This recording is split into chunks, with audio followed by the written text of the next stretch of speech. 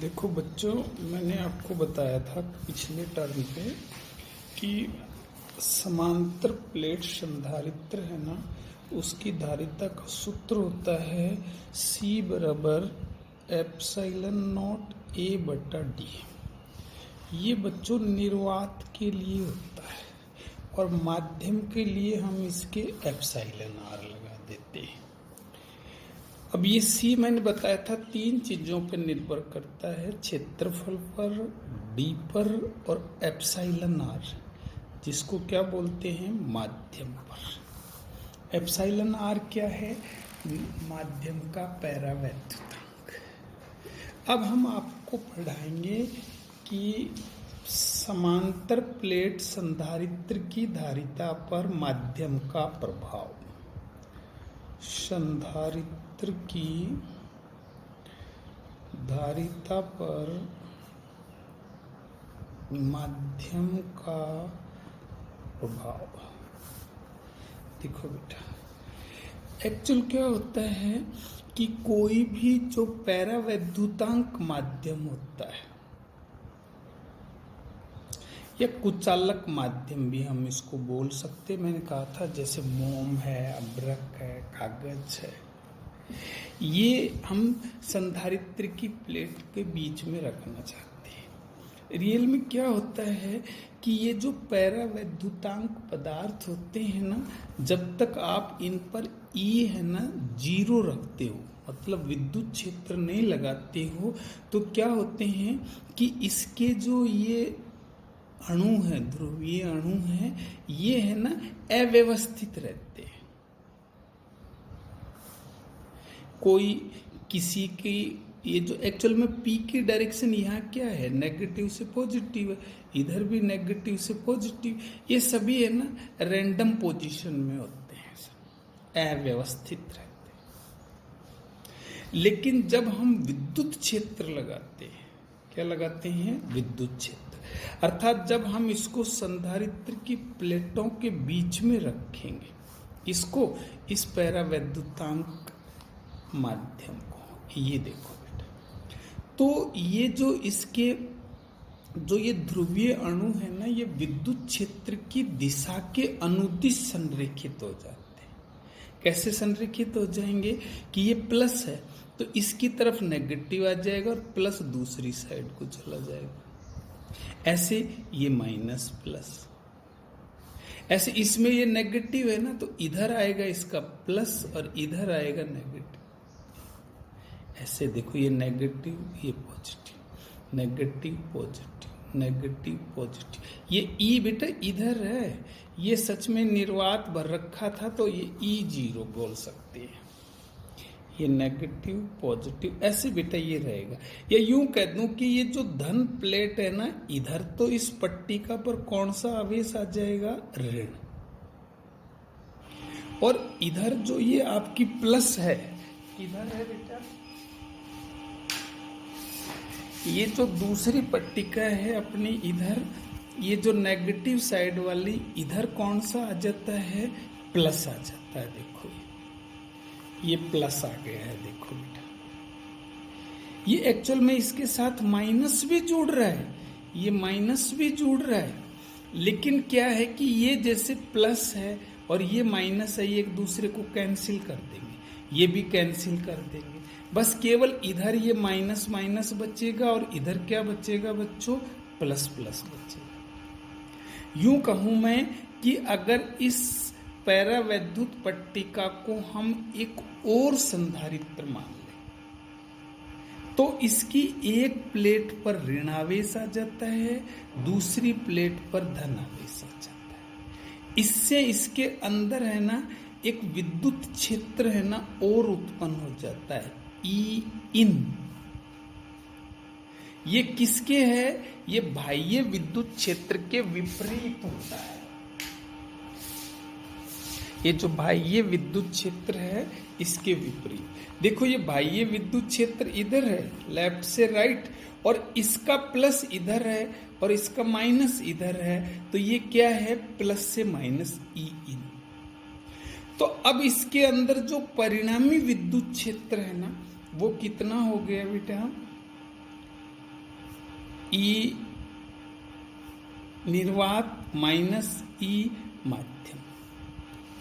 देखो अब ये घट गया ना नेगेटिव होने से, देन ई घट गया सर, ई घट जाएगी। अब हमने सूत्र पढ़ा है C बराबर Q अपॉन V। देखो सर अब हमने V बराबर क्या पढ़ा है, E गुणा D। तो जब E घटेगी, ध्यान दो, E घटेगी तो V भी घटेगी, और V घटेगी तो C बढ़ेगी। तो ये हमने एक निष्कर्ष निकाल दिया कि जब किसी संधारित्र की प्लेटों के बीच में कुचालक माध्यम भरते हैं तो प्लेटों के बीच विद्युत क्षेत्र घट जाता है, जिससे प्लेटों के बीच विभवांतर भी घट जाएगा और धारिता का मान सूत्र के अनुसार बढ़ जाएगा। और इसके क्या है, इसके अणु इस प्रकार से व्यवस्थित होते हैं कि प्लस प्लेट की साइड ऋण आवेश आ जाता है सारी प्लेट पर, पट्टिका पर, और ऋण वाली जो प्लेट है उधर पट्टिका पर क्या आ जाता है, धन आवेश। इस प्रकार से इसके अंदर एक संधारित्र और बन जाता है, जिसके अंदर विद्युत क्षेत्र किधर होता है, इधर राइट से किधर होता है, लेफ्ट, जो परिणामी विद्युत क्षेत्र के विपरीत। देन ये फिक्स हो गई हमारी कि सर धारिता बढ़ेगी। अब हम इसको 3 तरीके से पढ़ेंगे।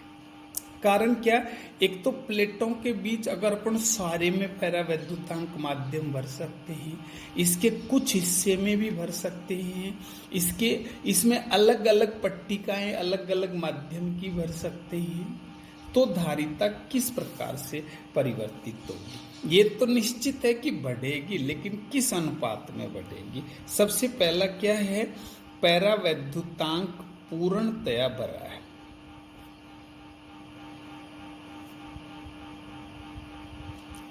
इसमें क्या है बेटा कि ये पूरे में हमने पैरावैद्युतांक भर दिया सर। माना इसका पैरावैद्युतांक एप्सिलॉन आर, पैरावैद्युत माध्यम भर दिया, इसका पैरावैद्युतांक एप्सिलॉन आर है।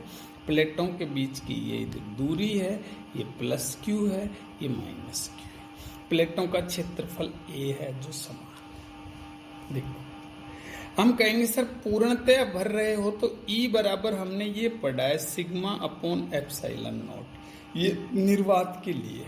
और माध्यम भरोगे तो यहां पर क्या लग जाएगा, एप्सिलॉन आर, क्योंकि माध्यम के लिए सच में ये एप्सिलॉन होता है, ये सिग्मा बटा एप्सिलॉन होता, और एप्सिलॉन बराबर हमने कहीं पीछे पढ़ा है एप्सिलॉन नॉट एप्सिलॉन आर। देखो ये ई हो गया। अब प्लेटों के बीच V बराबर क्या होगा, E गुणा D। देन V बराबर क्या हो गया, sigma upon epsilon naught epsilon R into D। सिग्मा बराबर क्या होता है, Q अपॉन A। तो बेटे यहाँ रख दो Q upon A। Then V बराबर Q D upon A epsilon naught epsilon R. अब इसकी C बराबर कितनी हो जाएगी, देखो C बराबर Q upon V। Then Q upon V की जगह बेटा ये रख दो, क्या है, ये रहा Q गुणा D A epsilon naught epsilon R, ये कट गया। C बराबर हो गया A epsilon naught epsilon R बटा डी। ये इतने से को तो मैं C निर्वात मान सकता हूं। देन C निर्वात गुणा हो गया एप्सिलॉन आर, ये क्या है, C माध्यम। तो अगर आप पूर्णतया भरोगे ना बच्चों तो क्या हो जाएगी कि जो माध्यम की धारिता है ना वो निर्वात की धारिता का एप्सिलॉन आर गुणा हो जाती है। मतलब जैसे एप्सिलॉन 80 है तो 80 से गुणा कर देंगे, 5 है तो 5 से गुणा कर देंगे। नंबर 2, आंशिक भरा है। कैसे भरा है बच्चों, आंशिक, मतलब इसके थोड़े से हिस्से में ही हम भरेंगे सर। ये मैंने एक कोई छोटे से हिस्से में भर दी, ये एक कोई छोटी सी पट्टिका है जिसकी मोटाई T1 है, इसके पैरावैद्युतांक है ना, माध्यम का पैरावैद्युतांक एप्सिलॉन आर है, ये वो प्लस क्यू है, ये माइनस क्यू है, ये डी है। मैंने ये बाकी हिस्सा क्या है बेटा, ये निर्वात है, ये भी वही निर्वात है। अब हम कहेंगे धारिता बढ़ेगी तो सही, लेकिन अब किस सूत्र में बढ़ेगी? देखो, तो अब मैं इसकी प्लेटों के बीच V निकालूंगा। V किस में आएगी? देखो बेटा, V एक तो निर्वात क्षेत्र है, एक कौन सा है V, देखो ये परावैद्युत क्षेत्र है। यहां अपन ने E निकाला था, फिर V निकाला था, यहां E अलग अलग है दोनों में, इसलिए हमने सीधा ही V निकाल दिया। देखो, देन V बराबर निर्वात में क्या है, E गुणा D होता है, तो E0 निर्वात के लिए, निर्वात कितने में फैला हुआ है, D माइनस T में। देखो ये तो D, सो T1 नहीं बेटा T है, ये तो पूरा D है, और ये इतने से में तो माध्यम भरा हुआ है, बाकी ये हिस्सा ही तो बचा, तो इसी को D माइनस T तो बोलोगे, प्लस पैरावैद्युत में माना E है, ये यहाँ जीरो नहीं लगाएंगे, निर्वात के लिए लगता है, इनटू क्या हो गया बच्चों, T मोटाई है। अब ये E माध्यम बराबर क्या होता है, E0 upon epsilon R. E0 बटा क्या है बच्चों, एप्सिलॉन आर, क्योंकि माध्यम की ये विद्युत क्षेत्र की तीव्रता का सूत्र होता है 1/4 epsilon naught Q upon R square, ये ऐसा सूत्र है। देखो बेटा, अब अगर आप इसको माध्यम के लिए अप्लाई करोगे तो एप्सिलॉन आर से गुणा करना पड़ेगा। अब ये इतना सा तो E0 है, तो E बराबर क्या हो गया, E0 अपॉन एप्सिलॉन आर। तो इसलिए हम यहाँ E0 बटा एप्सिलॉन आर लिख सकते हैं, E0 D minus T E0 upon epsilon R into T। E0 common ले लिया, D minus T plus T upon epsilon R. E0 बराबर क्या लिख सकता हूँ, sigma upon epsilon naught Q upon A epsilon naught, यहाँ रख दो सर। V बराबर हो गया E0 की जगह तो रख रहे हो, Q upon A epsilon naught D minus T T upon epsilon not. अब बच्चों हम है ना C निकालेंगे। C बराबर क्या है, Q upon V, Q upon ये V की वैल्यू रख दो बच्चों, ये हो गया A एप्सिलॉन नॉट तो ऊपर चला जाएगा, A एप्सिलॉन देखो ये Q V है ना, ये Q है, देखो A एप्सिलॉन नॉट तो ऊपर चला गया, और ये D माइनस T प्लस क्या बच गया, T अपॉन एप्सिलॉन आर। ये देखो ये Q C बराबर Q अपॉन V है ना, तो Q तो ये रहा, ये V की जगह ये ऊपर चला गया घूम के, और ये कहाँ रह गया, नीचे, और नीचे क्या है, एक QB है, Q से Q कट गया, C बराबर हो गया A epsilon naught D minus T plus T upon epsilon R. ये कब है, जब आपने आंशिक रूप से भरा है। देखो मैं ये कहूँ कि सर ये सब में C तो बढ़ रही है, लेकिन इनके ये फार्मूले अलग अलग आ रहे हैं। आंशिक के लिए A epsilon not upon D minus T plus T upon epsilon not. जब आपने पूर्णतया भरा है तो क्या आ रहा था, C बराबर A epsilon naught epsilon R बटा D।